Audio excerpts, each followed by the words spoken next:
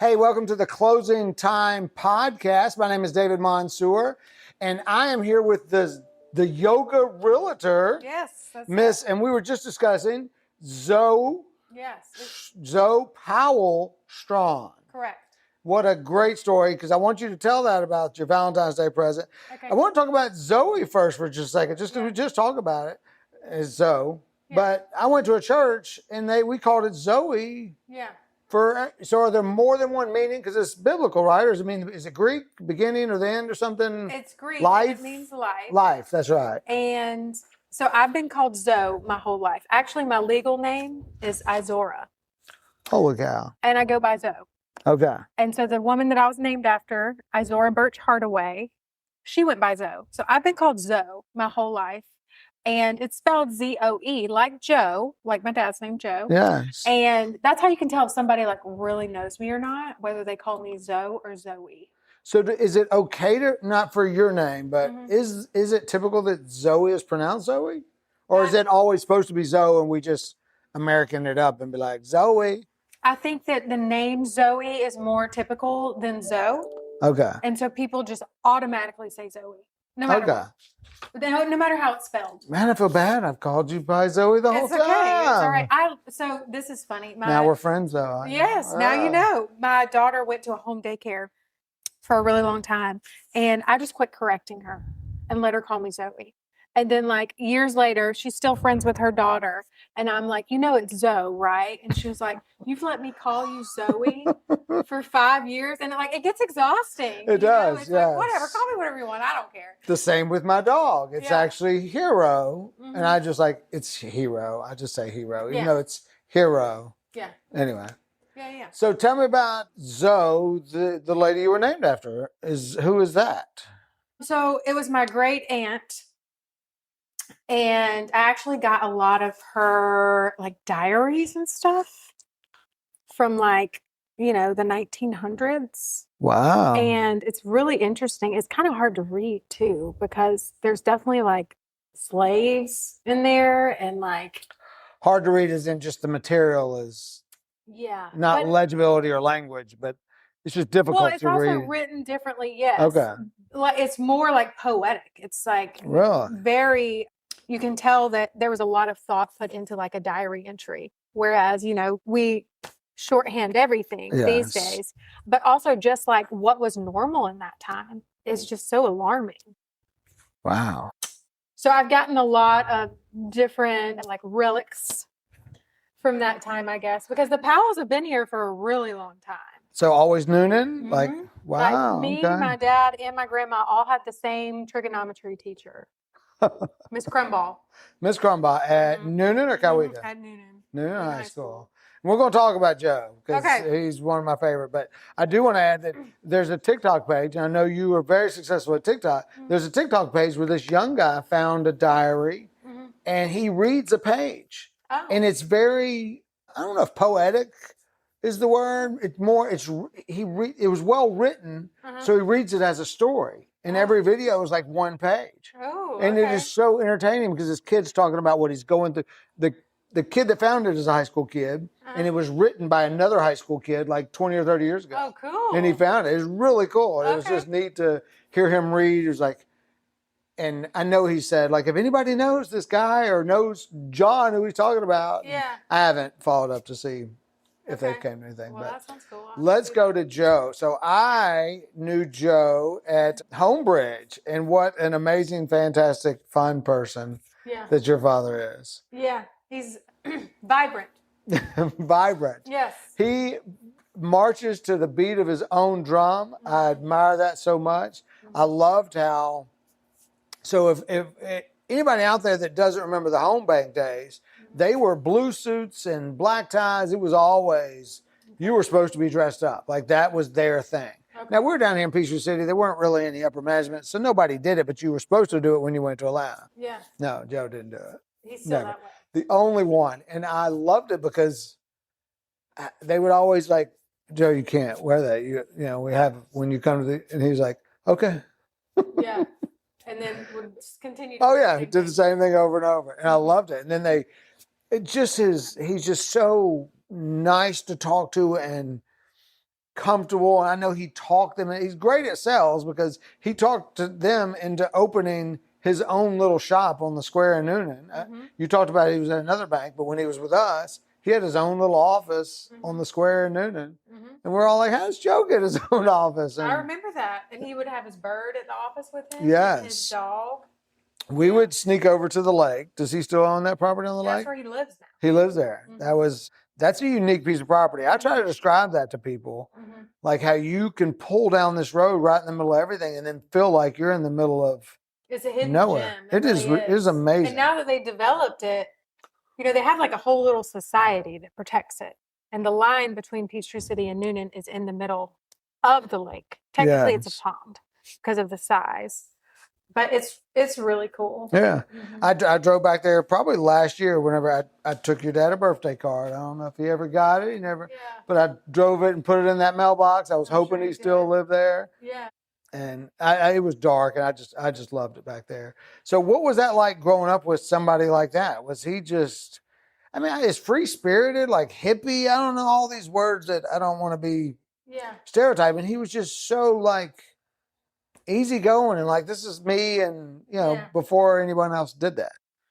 Yes. I guess the best way to put it would be interesting. He kept it very interesting. But when I was younger, I don't think I appreciated the interestingness of it. I think I was just more embarrassed. I bet. Like, because my mom worked most of the time. She was the managing nurse at Piedmont. Oh, wow. Eventually managing. But so she was, working long hours. And so my dad kind of took care of me other than that. And so I would go to him or go to work with him at the bank, and he would take me to school. And one day we were on the way to school, to middle school, to Evans Middle School, and his car broke down. He's got lots of weird cars. Usually about 12 to 14 in rotation at one time that are old, and not like a cool old. Like most of them were just a little weird. Beat up, yeah. And his car broke down, and he stopped a stranger and asked them to take me to school so that I would be on time, and thought that was like normal. Like put you in that? Yes. Does a stranger actually take you? Yes. So like weird things like that. Like I was telling my husband this morning, I'm like, man, I'm just thinking about all the weird stuff my dad used to pack me for lunch. That would just be like random leftover things, like crumpled up in tinfoil. And like, like he does it. He'd never followed the rules. I'm pretty sure he's on the autism spectrum in some way, shape, or form. A lot of us are. Yeah. I feel like I'm right on the edge. Yeah. And he's like a genius. Yeah. Even his brothers will tell you, all the brothers that are doctors are like, he's the genius, not us. Wow. He just didn't care enough to follow in line with school or. Yeah, I think that he just wouldn't jive with that kind of routine. Yeah. I'm sort of like that too. Like I tried the 9-to-5 job, and I would rather be out chasing the dragon all day than I feel like I'm dying. Yes. So I think agree. He's like that too. I've broken it up to where now I go into work, try to get there by 8 or 8:30, and then I try to be home at 1 o'clock and spend the second half working here. And I don't know what that does to me that allows me to refocus, but I just enjoy it. I think it's just mentally, I'm like, I'm going home at 1. Yeah. Like, and I'm just like, and I come home, and then, my desk is right here. I sit and work till usually 3:30 or 4 until my son comes home and starts talking. And then if I'm busy, I'm always answering calls, but I agree with you. I don't like, I could never drive to Atlanta and go into a box office and do that type of thing. Yeah. So when did you figure out that he was not a normal dad? Did that ever? Because, it's your normal. So you might not have known that, but that might have been the day. Did you know that was weird when he put you in that car? Well, I was looking at him like, what the fuck, honestly? Like, what is happening right now? That is crazy. I wish we could find that person that gave you a ride, because that's just as odd for them to take you. Yeah. Was it a guy or a girl? It was a guy. It was a black man. Yeah. How I remember it. Your memories all get kind of smushed. But it was lots of weird things like that. Lots of weird things like that. That was normal for you. That was a normal weird thing to happen. Well, that's awesome. Yeah. Well, please tell him hello. I am sure that he would not watch something like this. So please pass on that. And I see all your instruments. He goes and plays at Taylor's every Wednesday night. Really? So you should go. I will go. It's in Franklin. You know where it is? I don't. It's in Franklin. It's like a hole in the wall bar, and him and his buddies, Mckinney, he goes with Mckinney. Really? And they go and play. And he's a lot of fun to be around. Oh, I know that. So, I've been to the lake. He would invite us over like at 2:00 on a Thursday, and he'd cook, and it was always a good time. Yeah. So, you should get back in touch with him. He's fun to hang out with. I will. For sure. And he will always be there. Every Wednesday. Well, just in general, as a friend. Oh, yeah. Person, No, yeah. You know what I mean? Like, I believe that. Always show up when you need him. I believe that. Mm-hmm. That's awesome. Well, you have an amazing story, and this is a horrible transition. But I want to talk about the bread making, but I want to talk about what you mentioned that I never knew, that you are what would you call it? Overcome addict. You have overcome addiction. Yes. And that's a huge part of your testimony, because you do speak of it a lot in your videos and that sort of thing. Mm-hmm. And I think it's pretty awesome.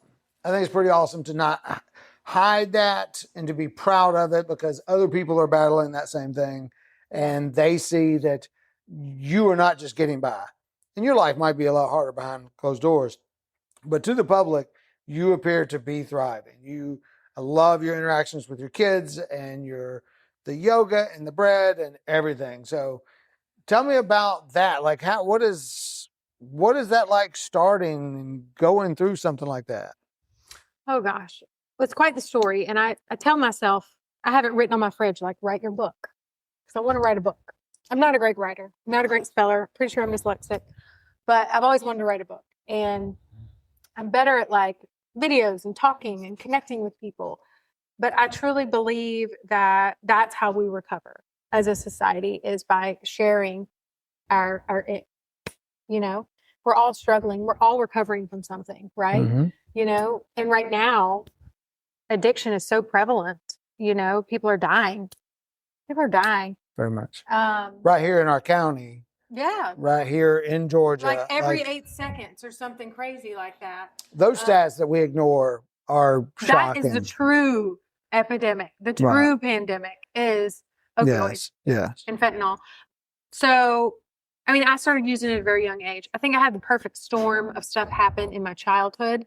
I believe that addiction stems from trauma. And for me, I believe I'm wired differently, that I have like this disease of more. No matter what it is, like, I'm going to find a way to abuse it.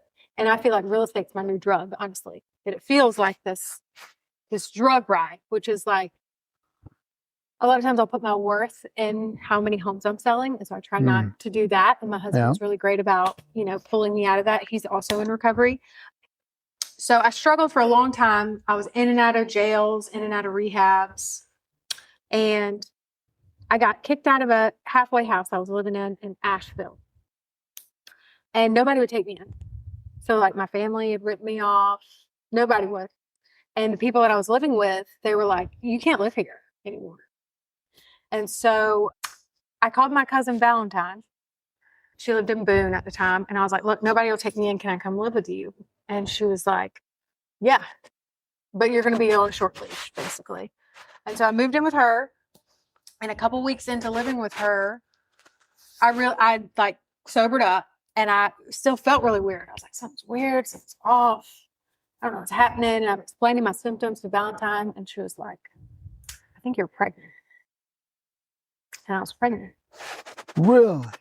And at the time, I didn't know who the dad was. I was like sleeping around, and I even scheduled like to go in to get an abortion, and I like couldn't do it. Yeah. That's hard. And I couldn't even take care of myself. Like I was literally homeless and I had no job. And how old were you at this time? This was 27. 27. Okay. 27. And I was talking to Valentine about this, and she was like, you can do anything. Like, you can do this. And I think like someone believing in you when no one else did is a very powerful thing. It's going to make you cry. Wow. And so I just decided that like, I'm going to do this. I'm going to be the best mom that I can be. And I'm going to get clean, and I'm going to stay clean. And I did. And you did. I did. From that point, that was it. That was it. And that was almost 11 years ago. So now that's Raven. That was the daughter that I had. Wow. Yeah. And does she know the story yet? Is she old enough to know the story? Or? Yeah, she knows. I mean, she grew up going to AA meetings with me. Like she was in. So it was a battle. It wasn't just I'm having a kid, I'm good. You still had to go to meetings. You still had temptations and all that addiction. And I mean, I basically like lived at the clubhouse. So when I was living in Boone, they only had like one meeting a week. They didn't have much. And I lasted there for a few months. And eventually I convinced my parents to let me come back home. Because I was like, I need my mom. You know, I was terrified. I didn't know what I was doing. And there was a little AA clubhouse on the square, right off the square in Noonan. And I just went there every day. And just hung out there with all the old men in AA. It's like, help me. I'll do whatever you say. Wow. I mean, and most people say, like, you can't get clean in the town that you grew up in or whatever. And, like, I did. I just didn't around the trauma, assuming the trauma was in Noonan, then But wherever I went, I found the drugs. Like, wherever you go, there you are. You know? Yeah. So it didn't really It's matter. amazing that you know how to look at people, you know how to find the drugs. It's, it's even with just basic marijuana, you knew how to find it even on a college campus or whatever. It wasn't like you just ask a million people. You could tell by the way people make eye contact, the way they act, the way so that would be tough. Yeah. So the battle for the first year is a level 10. Where would you say it is today to continue to battle addiction? Oh, gosh. Well, I'm only one drink away from being right back where I was. But I don't even really think about it anymore. Yeah. And that's what I want to tell people that are struggling. Like it's so hard because that's like your best friend. That's all you know. That's how you celebrate. That's how you commiserate. That's how you clean your house. That's how that's how you do everything. Your whole world is centered around this. Yeah. And you think that you can't have fun without it. And the reality is it wasn't fun anymore. Like I was using just to feel normal. The friends that I had, they weren't my friends. No. And now, instead of it being like this high and this low and this high and this low, I'm kind of like in the center. And I still struggle. Like I still have to like do therapy and I still like have these old patterns that come up and, I still struggle. I recently, about a year ago, I quit smoking and it sent me into like the deepest depression. Wow. It was so hard.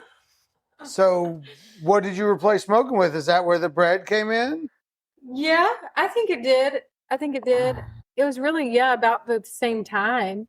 I actually read a book. The Easy Way to Quit Smoking, and it brainwashed me. Really? In the best way ever. You only had to read it once, or was it something? I only read it once. I pounded through it in about a week. And then I packed up all my vapes and my smoking stuff and threw it away and never smoked or picked up. So that's incredible discipline. I don't know if you realize how big of an accomplishment that is. Like, I don't have an addiction issue other than sugar. Mm-hmm. And I've read and I have, become motivated to whatever reduce. And I fall off of something like that so quickly. I can't imagine how difficult that is. So for you to be able to do that, I hope you realize how powerful that is and what it says about just what you can do and everything else. I mean, if you can do that, I really think it's a big deal. Thank you for saying that. There's times where I remember and I'm like, oh my God, I don't do that anymore. Like it feels like real amazing. Yeah. Because I thought I'd just do it forever. It was like all that I had left. It was like my little precious that Precious. Well, I want to show your bread because not only do sourdough became a thing, it's probably has it been over a year when it really, a year or two. Yeah. But you've taken it to another level because of your designs. You're not just baking the bread. Yeah. You made this one look, I'm going to take it out. It's like a little pumpkin. It's cute, isn't it? I think it's real cute. I think it's amazing. And you said you tried to dye it. So I only use natural dyes. Okay. Because a lot of dyes, like red 40 and all that stuff, it can like really irritate children and ADHD and stuff like that. It's just not good for you. So I try to use natural dyes. And a lot of dyes through the fermentation process either ferment out or bake out. So it's like a little science experiment every time. When I was trying to listen to some podcasts about baking sourdough bread in preparation for this. And it was interesting that they talk about baking it isn't just for fun and just because you want to bake bread at home and it's cheaper or whatever. Yeah. It's actually a healthier way to. It's not cheaper. Yeah. It's like getting chickens to save money on eggs. Yeah. Like, it ain't cheaper. Yeah. It's like the tomatoes that I have planted in the backyard, and I probably pay about $7 a tomato because I usually get 3. Yeah. And I usually pay a lot for the plants and everything else. So I think it averages to about $7 a tomato. So. But it's healthier. Yeah. And it has a different glycemic index. Right. So like people that are gluten intolerant, if you have celiacs, it's still a no-go. But if you're gluten intolerant, you can usually tolerate it. It's got like that natural yeast in it. So what do you think about, because I was reading something and I didn't dive deep enough, but it was something about how gluten is such an allergy and people have all this celiac, all these what appear to be new diseases now. And they're saying, well, it's not really the wheat that we're allergic to. It's whatever the farmers or the whatever. Have you read or know anything about that? Does that sound like they were talking about how it's the fertilizers and all the other things that are going into these things that are causing everyone to have all these allergies? Absolutely. Not necessarily, it ain't wheat because no one had wheat allergies. Yeah. Well, it's like they bleach it. They literally bleach it and then feed it to us. Like, I believe that food is what is making us sick. And it's the American food. Yes. Like, I love America, but also there's, this capitalism that that was the first thing that came into my mind. It's like everything that we love about this country, that it's free capitalism, we can all make as much money as we want.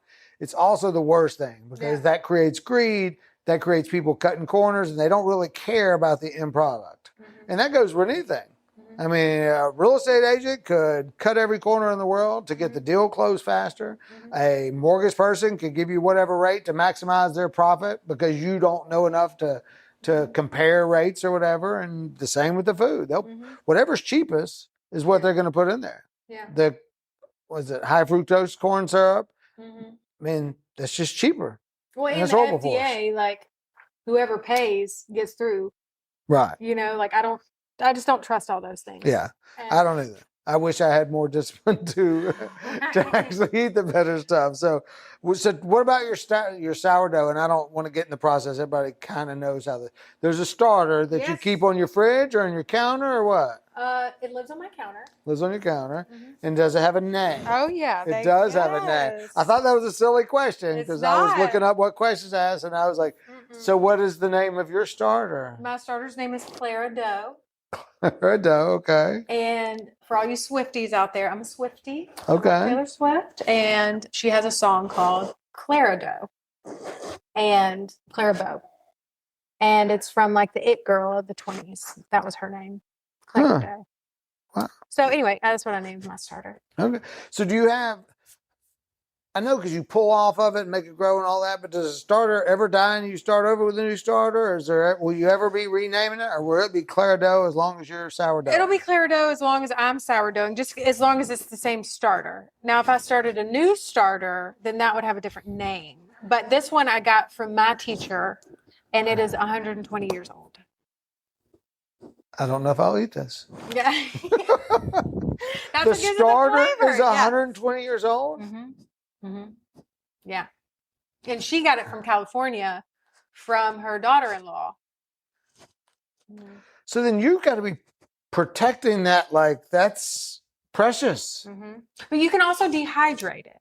So you can dehydrate it and then rehydrate it. Okay, because I've heard like sometimes they'll put it in the refrigerator if they're not baking bread for a month, if they go on vacation for 2 weeks, or if it's just not a time. And I keep the mother in the refrigerator. So I always have a mother in the refrigerator. And then Clara Dough lives out on the counter. But I can pull from the mother. What's the mother's name? The mother is, I just call it Mother. Mother. I wonder if the original, I'm sure they didn't name it back then. That would be pretty funny if they did. Well, I mean, it's a lot of work. Yeah. But the bread's delicious. Yeah. It is good. And now are you making different breads? Like, can you make is it just different types of sourdough? Or like rye and all that is totally different. That's not, you don't make a rye bread from this. You can make rye sourdough. You can make like wheat bread sourdough. You could make. Can you make a chocolate croissant from the sourdough? Yeah, you can. Seriously. There's even like chocolate starters. So you can have a chocolate flavored starter, but you can fold in whatever, and you add different things at different stages depending on what it is. And you might switch up the baking a little bit. I mean, I make sourdough pancakes, sourdough tortillas. Wow. Sourdough like rolls. I'm hungry. Yeah. I'm about to cut this bread open. So is this a therapy for you? Because you're the yoga realtor. Mm-hmm. So are these therapy for you? Just therapy because life is, we all need some form of therapy from just life. Yeah. Or do you think these things you've kind of latched on to continue your battle to be sober or whatever, or are they totally separate? Does that make sense? So once you get into recovery, like once you get the actual like sober thing under control and you've worked the steps, I truly believe in this 12 steps of Alcoholics Anonymous. I think that anyone could benefit from them.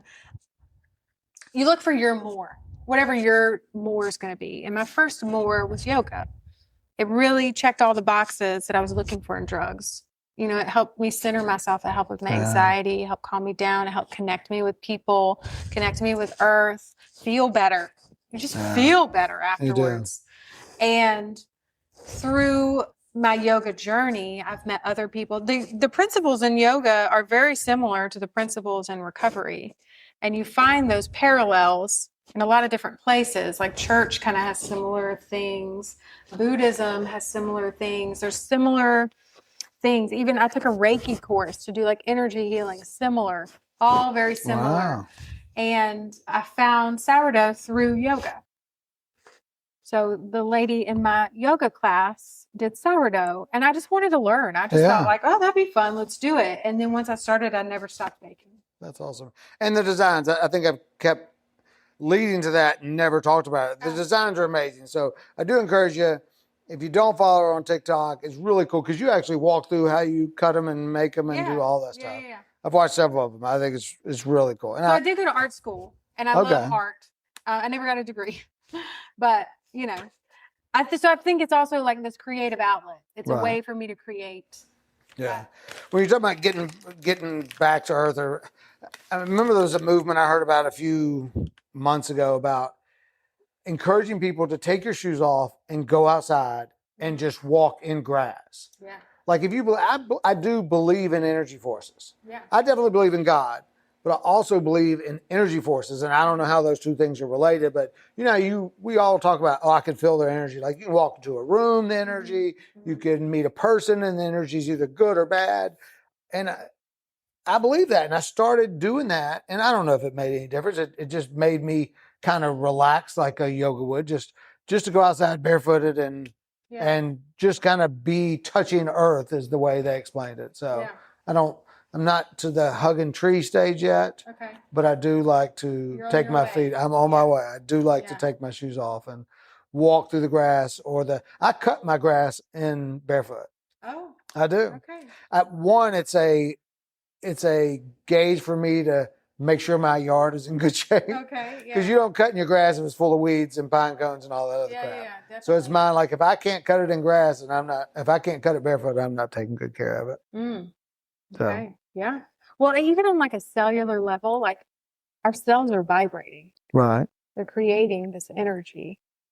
And I think that the two worlds definitely collide. Even like the research that I've done into manifesting in general, there's tons of scriptures that connect God to manifesting and energy. And actually, Steve Harvey talks about a lot of them. Really? I love Steve Harvey. I'm a big Steve Harvey fan. He is very entertaining. I love personal development stuff, and he does a lot of that. He came from like a really rough childhood. His story is pretty cool. It's amazing. Yeah. And he talks about vision boards and writing it down and asking for what you want. God wants to give it to you. Right. And about like what we're thinking and what we're focusing on is what we are literally creating in our lives. Yes. Well, I know Keller Williams they have a class that they teach, and some of the things I learned in there have helped me with parenting, with life, just about speaking things into existence, speaking into other people and your children. And my son gets mad at me because there'll be another kid at Boy Scouts, and I will just say weird stuff like, man, you are an awesome bike rider. Like, just because I could tell that he's nervous. I could tell that he doesn't think he's an awesome bike rider. Yeah. And I feel like the more we speak into people, what we want them to do, like the same with your kids, where you go, instead of, God, you're so dirty. No, you go, I love it when you're clean. This isn't a good example of it, or whatever. Like speaking that positive into people, I absolutely I love it and I believe it. And that's, I don't know how we got to where I just it's great. went with that, but I loved it. So let's talk about how this, because you're a real estate agent. How does all this transfer into real estate? How does it make you a great realtor? Or how do you use it to your advantage? Or how does it make you serve a client better by your past, your synergy, your yoga, just your outlook on life is pretty amazing. It's pretty calming, I would say. And it's a very stressful process. Yeah. So I would assume that'd be a pretty inviting for somebody that's going through, buying a home is the largest transaction of your life. I think we all know that script, but it is. But I mean, what do you think makes you a great real estate agent? I think that, or a good, if you just want to be humble, and I'm like, I'm not the greatest, but what makes you a good real estate agent? I think there's something about me that makes people want to tell me things. Is like the most basic way that I can say it, that like people just share things with me. And I think that me being like approachable and honest and open to listen, people just trust me. Yeah. And which I think that they should, definitely. There was a time in my life where you should not have trusted me, and that was 11 years ago though. Yeah. I think that just like people appreciate the rawness. They love like a comeback story. Yeah. And I'll say this, that being a heroin addict, I have to be resourceful. Like I have a certain skill set that can help you in the whole You have process. To write a book, like just your words and the way you describe this. Here's a great start. And this is a start for you. Okay. But just record it. Yeah. Just talking to a camera. Yeah. And you don't even have to post it. But someone, I believe that, like a lot of writers, Mike Tyson cannot write a book. Right. Mike Tyson has a book. Yeah. Because he talked into a tape recorder and told stories, and the guy wrote the book for him. Yeah. So even if you don't feel like you could ever articulate it properly, you can put it on tape. Yeah. One, it'd be great for your kids, even if you never do anything with it. Yeah. But you could also then turn it over to somebody and go, hey, let's make it a short story, make it a long story, whatever, and just see what somebody says. That might be interesting. Yeah. Yeah. Yeah. It's a good way to video diaries, I think, it's hard to talk to a camera though. I actually found a video on my phone where I don't know why I was doing it, but I was talking to myself, and it's very old. And I was actually breaking up with somebody. Oh, I don't really. I don't even remember it. I guess I was like okay. It was I was like, it's like, why did I record this, and what was I doing? I was just preparing. I thought it was really weird. Well, I think it's harder to watch. I try not to watch any of my stuff. Yeah. Because it makes me feel real weird. Yeah. I don't ever watch these. Yeah. Never. Yeah. I've heard it. I'm not going to watch that. Yeah. So, yeah.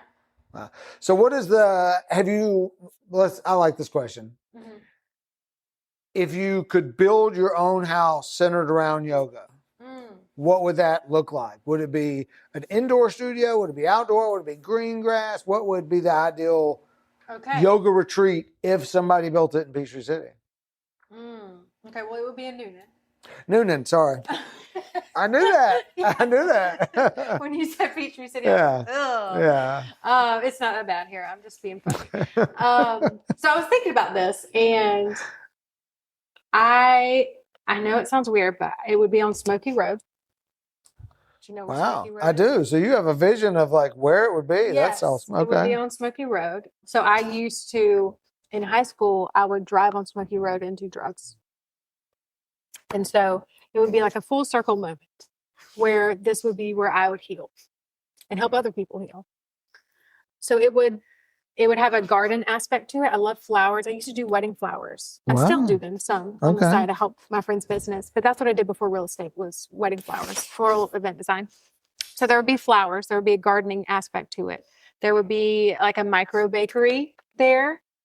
There would be an outside yoga studio and an inside yoga studio. I think there's different beautiful things about both. And then it would be sort of like a campsite, but also other dwellings. I've always wanted to have, other little homes where people could come and stay. Have you ever been to like a retreat or like a yoga retreat place where you go and kind of do that for the whole weekend? Mm-hmm. I have. That'd be fun. It's beautiful. It's like transformation. I took the kids to Costa Rica a while ago. It's been 8 years ago.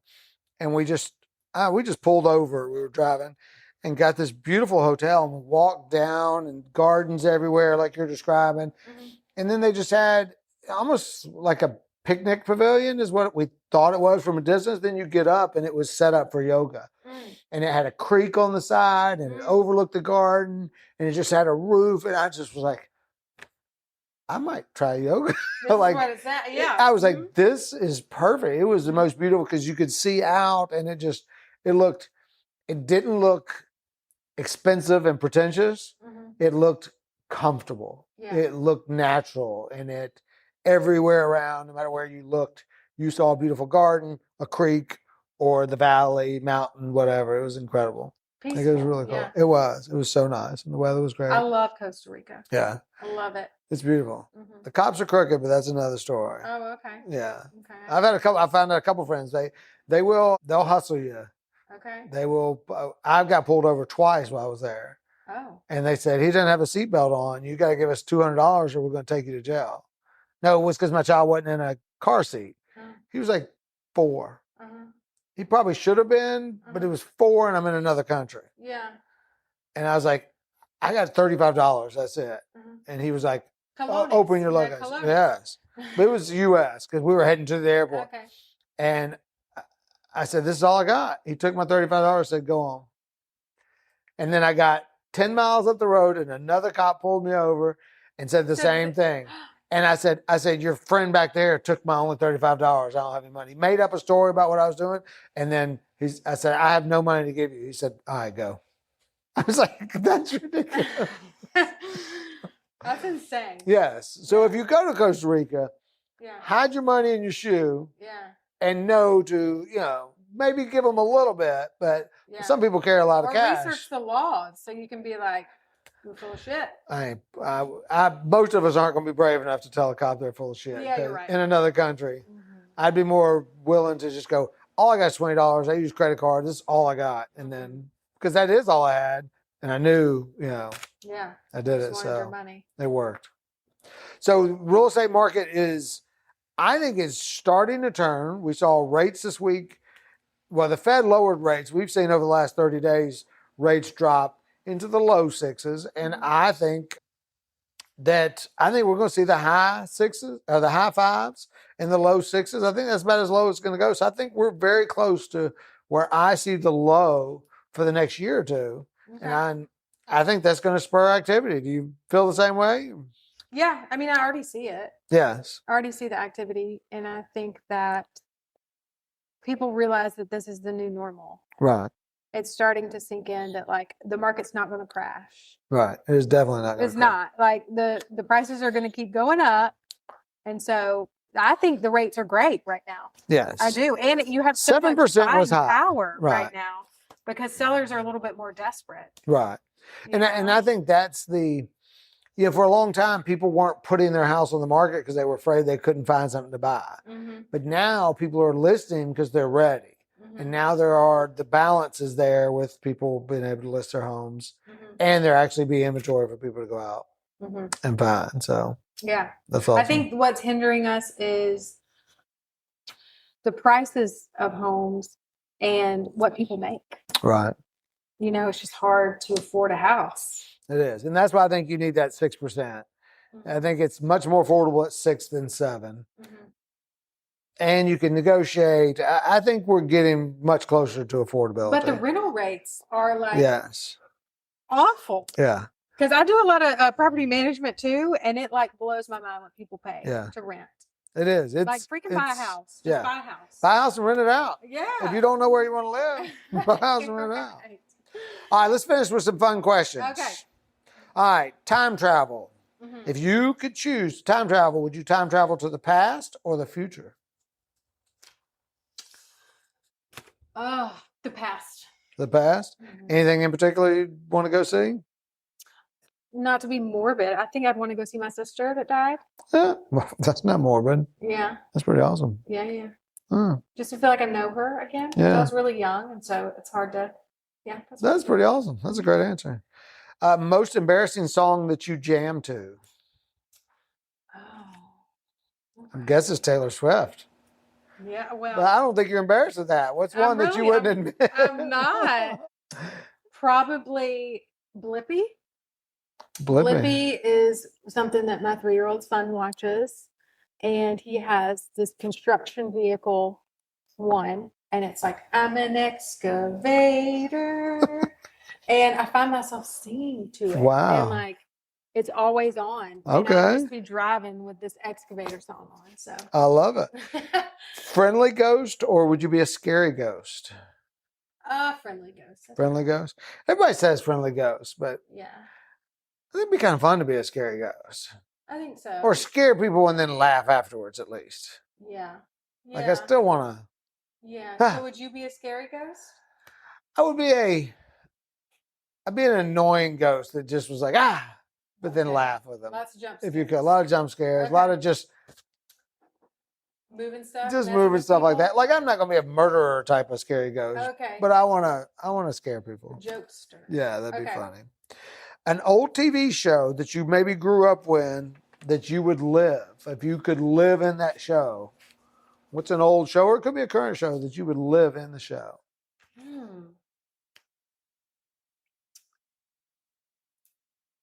I don't know. I want to say Sex in the City. Oh, that would be fun. It always looked so much fun.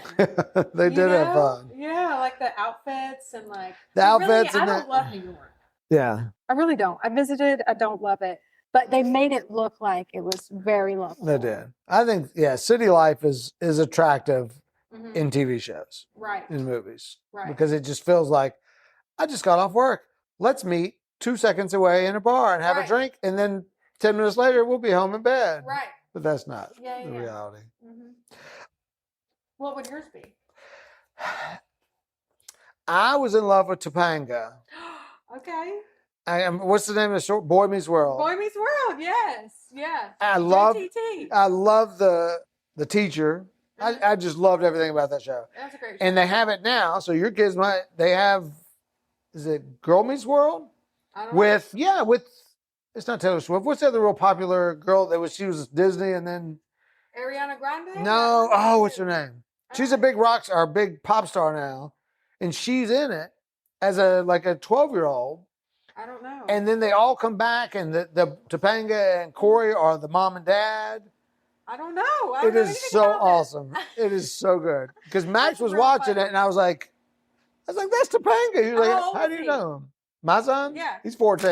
Okay. So it was probably a year ago when we were watching it. But I think the show, The Girl Meets World, well, it's got to be old because this girl is a big rock star. Like, talking about Miley Cyrus? No, she in a concert, she does all the songs will be a different bedroom scene. Oh, what's her name? Sabrina Carpenter? Yes. Oh. She's the kid actor in that show. I didn't even know she is a 12-year-old. Yeah. She started in like that. She's going to be Disney Channel. Coachella. Oh, really? Yes. Yeah, because I was like, you're not watching her because the movies or the shows that she would do. So let's see what else we got. What do you always make time for? What do I always make time for? I guess bread. No. So that's something that's like, hey, I know you got practice, kids. Yeah. But when we get home, I'm baking bread, so don't bother me. I have to because my starter will die. It will die. And so like even this morning, even though I didn't want to, at 6:30 in the morning, I'm up shaping bread. So That's a chore. Yeah, it really is. But you still love it, so it doesn't feel like a chore. I love it. And I know that I have to do that in order to have more to make later. So okay. Last question. Answer this any way you want. Okay. What do you look forward to?